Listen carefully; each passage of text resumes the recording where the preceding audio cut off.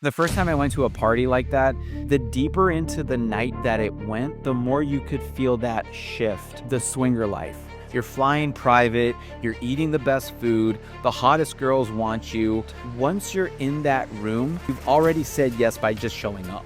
Diddy had not so much a cuck role, but what we call a... And if you would have told my younger self 15 years from now, you're going to be doing this, I would have been like, oh, what are you, crazy? It was so humiliating for her. And in order for you to stay motivated, you need two things. And porn messes with both of those because they know who's vulnerable, they know who's desperate, they know who wants to be accepted. Man, oh gosh, it's crazy to think about this.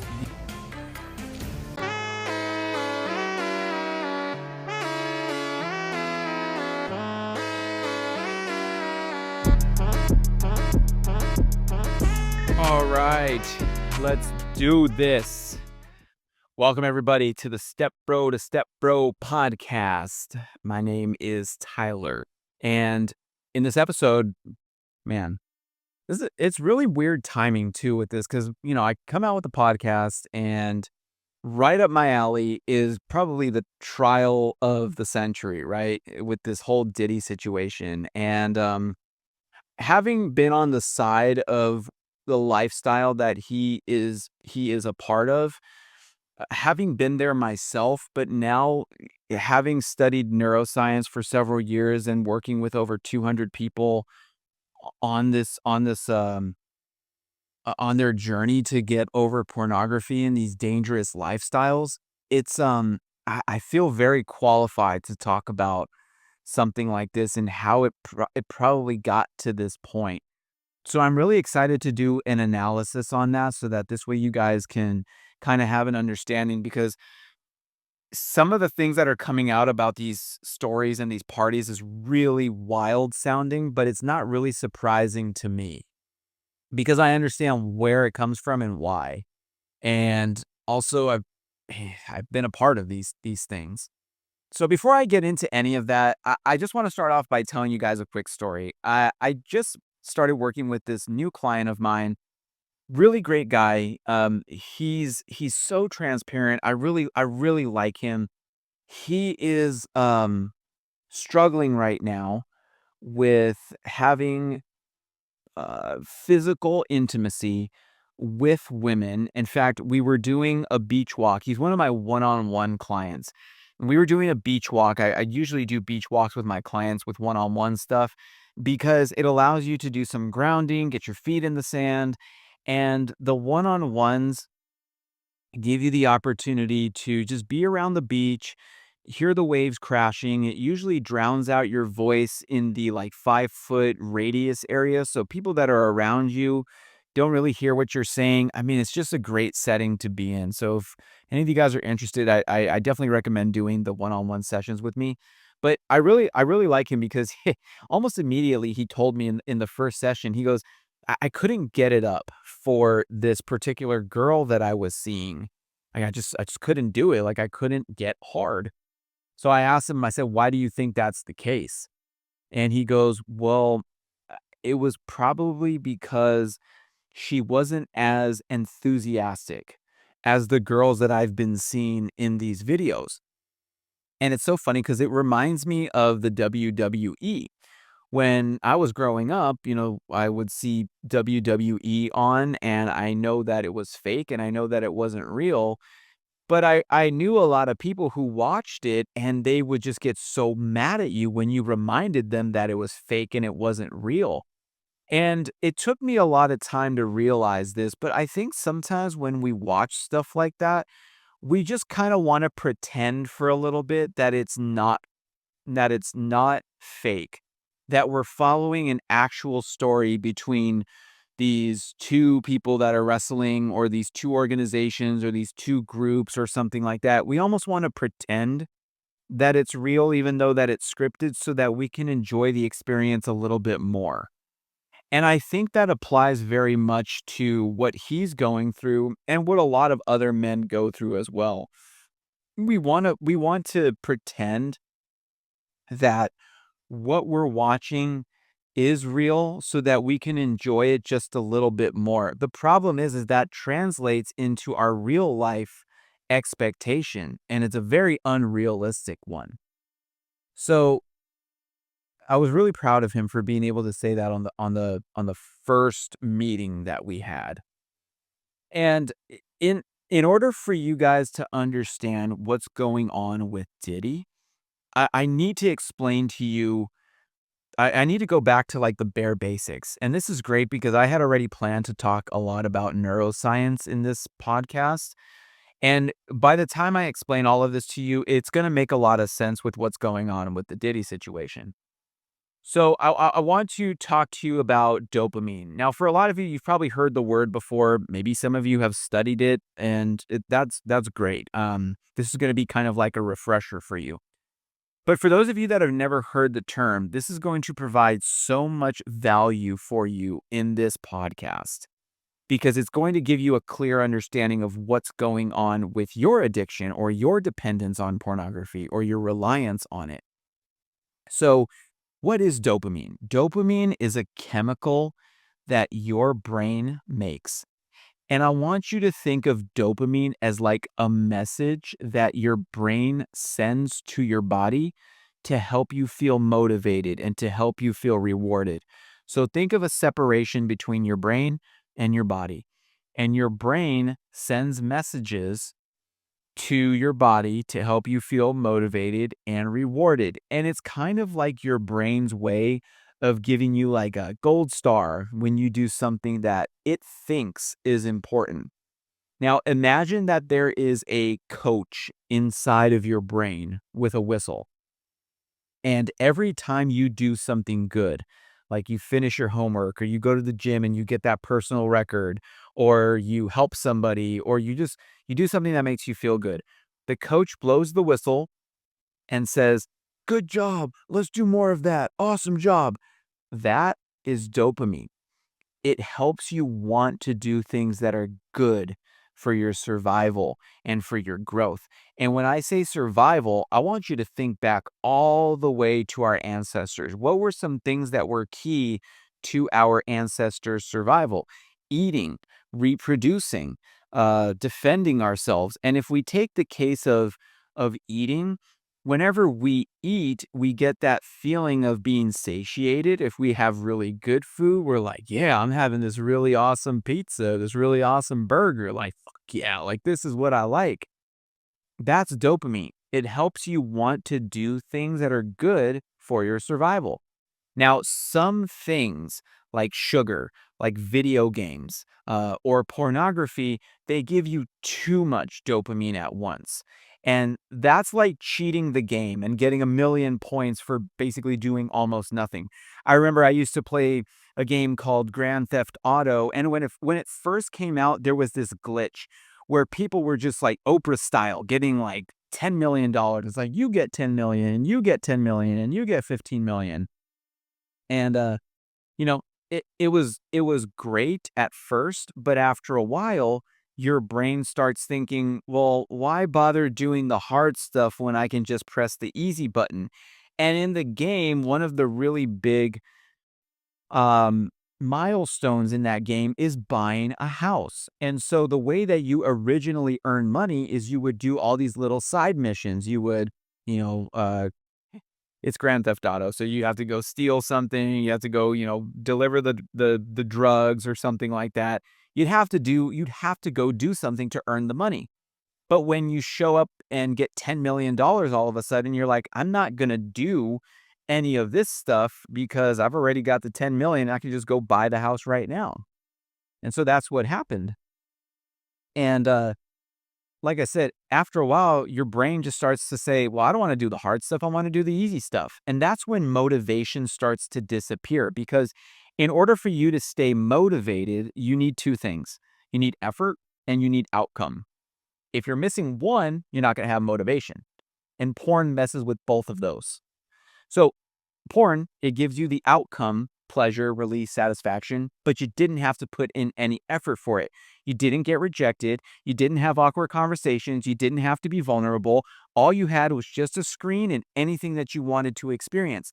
But over time, your brain starts to learn Why would I go through the discomfort of getting rejected or having awkward conversations or going on a date or vulnerability when I can get dopamine instantly with this pornography?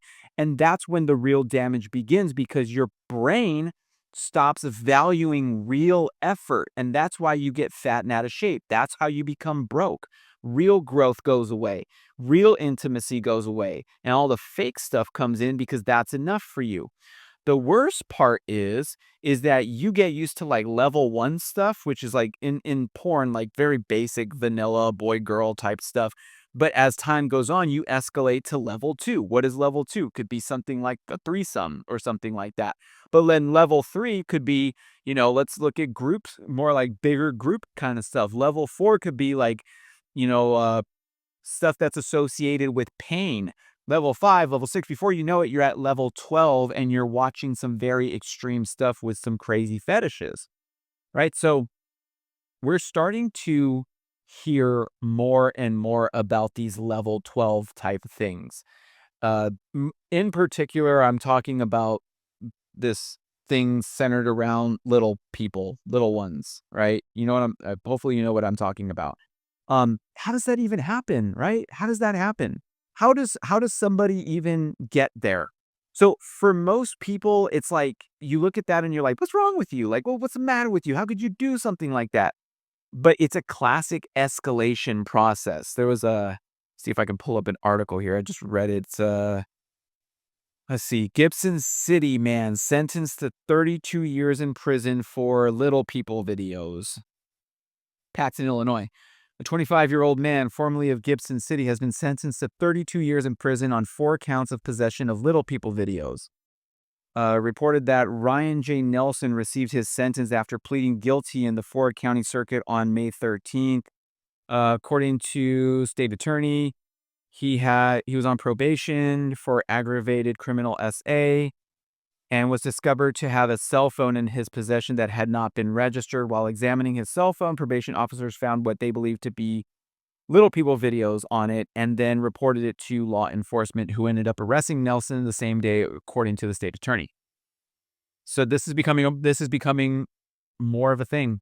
Um, and how do we explain this? Well, the first thing that I would say is the way that we can explain this, it's classic dopamine desensitization, also known as tolerance. So porn releases a lot of dopamine. It's like one of the highest spikes of dopamine that you can get next to substances and amongst other things. Over time, the brain becomes less responsive, which needs so it becomes less responsive, and your brain needs stronger and more extreme stimuli to feel the same kind of excitement or release. Okay, so things become more extreme in order for you to be aroused.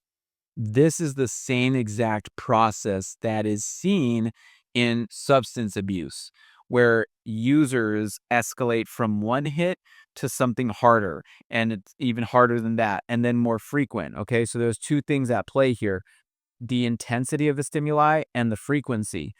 Now, escalation in the sense of content right now, our brain is very wired for novelty seeking. So what is novelty? Think about when you go to a novelty store. What do you see? You see a whoopee cushion, you see a hat, you see some sneakers, you see some funny glasses. All different things that don't really have to do with each other, but you start thinking, oh, I could play with that. Oh, I could play with this. I could play with that. Like, oh, this would be cool to have, right? This can drive users to seek out increasingly taboo, violent, or in the case of what we're talking about right now, forbidden content. And it's not because it aligns with their original values or their intentions, but it's because it provides that shock, that like bam, like it's so like out there that the brain now requires that to feel stimulated. I remember when I first started watching it, I started at level 1 stuff, like very boy girl regular stuff. And if you would have told my younger self that, hey, you know, 15 years from now, you're going to be doing this, you're going to be into this, and you're going to be doing this, I would have been like, oh, what are you crazy? Like, that's disgusting. There's no way that I'd be. But again, it's that need for more bow, bow, in your face kind of stuff that's just so extreme that you just escalate to it. Now, long-term exposure to high dopamine stuff like that can weaken the brain's impulse control. And what is that? Well, you have a part in the front of your brain called the prefrontal cortex, and it's basically like the CEO of your brain that's responsible for making all the big decisions. And think of your brain's impulse control as the mind of the CEO. So the CEO is making really great decisions. Okay, let's work out. Okay, let's eat healthy. But when you weaken that, then all of a sudden you see a pretty girl walking on the street, and the CEO of your brain is saying like, "Hey, let's not go over there and like start being creepy. Like, whoa, let's not do anything to her that's illegal. Like, what are we doing here?" And that starts to weaken. Now, I'm not saying that, you start watching pornography, like all of a sudden you're going to start SAing people out on the street. It doesn't usually jump like that very quickly, but it will start with very basic level stuff like, fantasizing a little bit too long about something or someone that you shouldn't be, or it could be cheating on your partner, or it could be, going to these parties or going to these different types of things. Eventually it might escalate to, SAing somebody, and we won't rule that out, but this makes people more likely to click on things that they wouldn't have considered when they were in a sober, regulated state. So if someone starts consuming more extreme or niche content, the brain can get conditioned to associate arousal, like horniness, with that particular content, even if it's completely disconnected from their real life preferences or ethics. So you can be into something like in the bedroom, but it doesn't necessarily mean that you're going to like it out there in the real world. So again, the brain can get conditioned to associate arousal with that content. The conditioning effect can really override your natural instincts and really challenge your brain of what's real and what's not, and make you really delusional. So, why does all of this matter? Well, many people who end up consuming the inappropriate material, they don't start out that way, with these little people videos.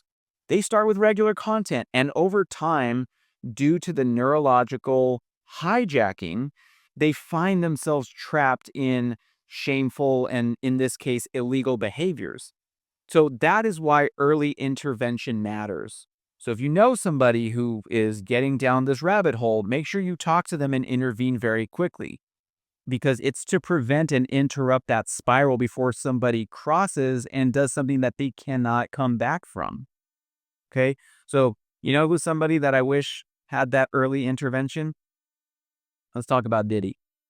So, if you've been paying attention to the headlines lately, what's coming out about those parties is so wild, but it's not surprising, at least not to me. See, I used to be in Diddy's world, right? Not his exact circle. Although I do know a lot of people who were a part of his circle, but the swinger life, the private parties, the people with too much money, too little reality. There's a headline about him about having different men sleep with his girlfriend and watching them do it. In the swinger lifestyle, they usually refer to those men sleeping with the girls as bulls. And contrary to today's lifestyle, in today's culture, using the word cuck, which is what people think Diddy was, my understanding is that Diddy had not so much a cuck role, but what we call a stag role. So what's the difference? Well, cucks are usually reduced to simply watching. They have no say in what goes down. They're treated lesser. The girl and the bull, make all the rules. Maybe sometimes the bull humiliates the cuck in different ways, but a stag, however, is somebody who is not lesser in the dynamic. He makes the rules. Oftentimes, he's the one that's directing. He's not being humiliated. Sometimes you don't even speak to him unless, you're prompted to. So those were usually wild card type people, the stags. Not to say that the cucks were not unpredictable as well. Um, but because some guys desperately need the respect and the power and controlling everything, you don't know if you're gonna deal with a guy who just doesn't like the cuck role or is a fucking lunatic and only cares about himself, his pleasure. And more often than not, I met a lot of people who were controlling. The wife never wanted to do it.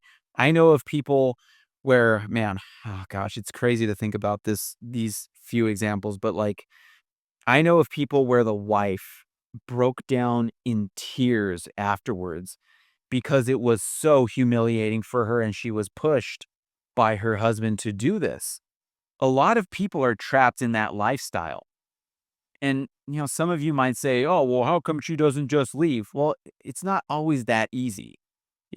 After working with people in that lifestyle and unfortunately being a part of it as well, I know how these things start. And more importantly, I know how they spiral. In Diddy's case, it probably didn't start with freaky parties. Okay. I suspect that it started with dopamine tolerance. That's the key. See, most people think being rich, it makes you crazy. I have a couple of clients who are like multi-millionaires. So I know the lifestyle that they're living, but it's actually being overstimulated constantly. That's the problem. You're flying private, you're eating the best food, the hottest girls want you. At first it's very overwhelming, but then it becomes normal. But once it becomes normal, it's not enough. So what happens next? You crank the dial and the parties start to get darker.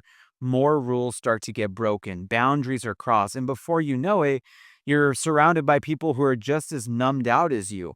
That's how freaky turns into freaky and illegal.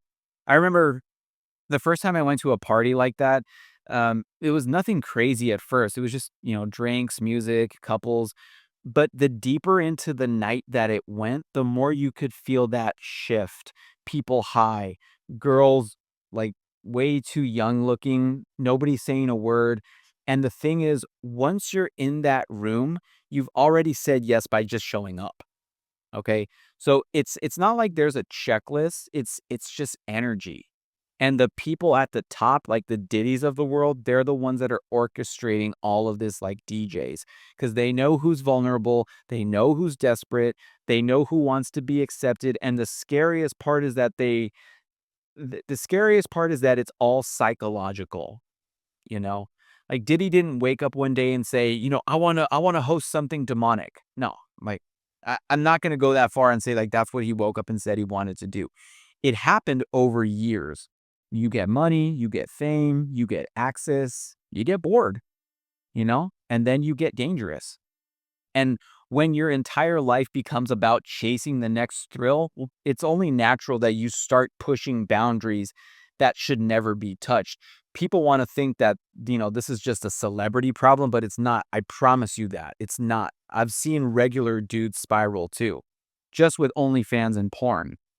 Same brain chemistry is working on both sides here.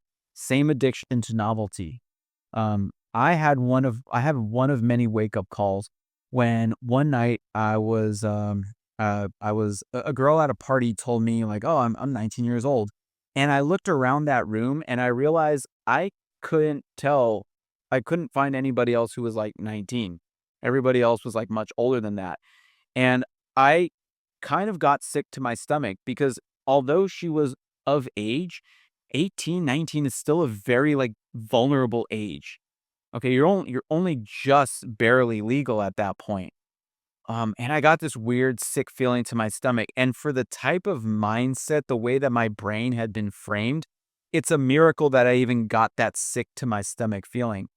I actually left. I left the party and I would like to say that I never went back, but it took a couple of wake up calls before I actually started making some changes in my life. But I could have been that guy who stayed in that moment, the one who kept pushing past the line until, we didn't see where that line was anymore. So when I see Diddy's name in the news, I guess I don't really get shocked. I just kind of get reminded. That could be any guy who doesn't learn to master his mind and master his urges. I would love to see Diddy go through my 90-day porn addiction redirect program. I teach guys how to stop the addiction, and replace it with doing great things. I have clients who are multi-millionaires like him. I would love to see him go through it. Maybe he will one day. But if you're watching this and you think, "How that could never be me," you're already halfway there, my man. Porn, escorts, parties, it all numbs you the same, brother. And the more numb you are, the more likely you'll do something that wakes you up, but it'll be too late. So get ahead of that, fix your dopamine, fix your mind, and build a life that doesn't require secret rooms and security clearances just for you to feel something. And if this hit home for you, like, subscribe, follow me on the other platforms like Instagram, TikTok, all of it, because I drop content there that you will not see anywhere else. It's raw, it's real, it's straight to the point. Okay, so let's get after it. Let's get our wins today, and I'll see you in the next episode. See ya.